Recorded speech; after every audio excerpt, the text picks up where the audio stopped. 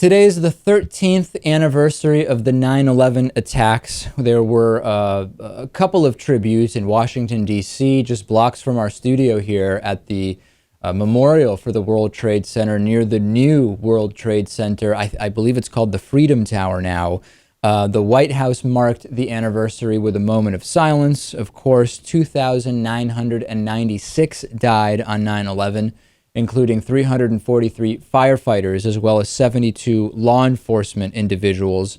We still, Lewis, every 9/11 anniversary get a lot of emails from people saying that maybe on this anniversary we can finally talk about 9/11 truth and really fight back against the official story, which still, depending on which polls you look at, anywhere from, a quarter to a third of Americans don't believe. And if you say, do you fully accept the official story, it is even a little bit higher than that.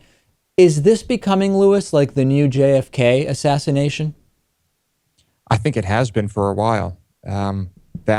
Certainly there are plenty of people still talking about that, but they're usually people who were around at the time and who experienced it. And I think people are going to be talking about this for a very long time, people who experienced it. I will have, by the way, a JFK-related recommendation today in the next segment, which may be coincidence, maybe not. Maybe that's a conspiracy in and of itself. I often recount the story on 9/11 anniversaries. I remember being in high school psychology class when a troublemaker left to go to the bathroom, came back and said, "We're under attack. It's like World War III out there." And I vividly remember my psychology professor, Lewis, teacher, who was a longtime friend of your grandmother's, who recently passed away, sadly, saying, "I'm sure that everything's fine. Please get back in your seat. You've been disruptive enough today."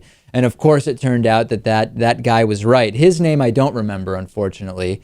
And the next day, my psychology teacher apologizing and say, "You know what? You have been disruptive enough this semester, but you happen to be right about this. And I was wrong to tell you that you didn't know what you were talking about." And it forever ingrained in my memory, Lewis. Yep, we were in school the same day. I ended up hearing it over the loudspeaker when they finally made the announcement. And I remember by that time I had already left and was just at home watching.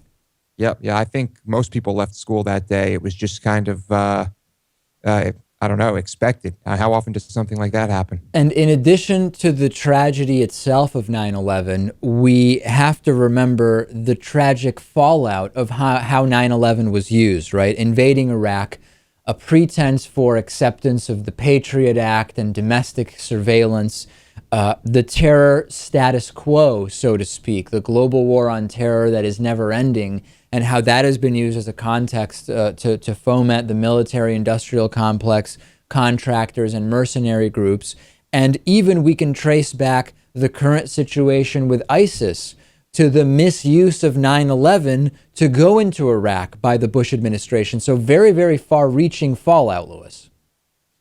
Yeah, and I'm sure it will be echoing for decades, if not longer.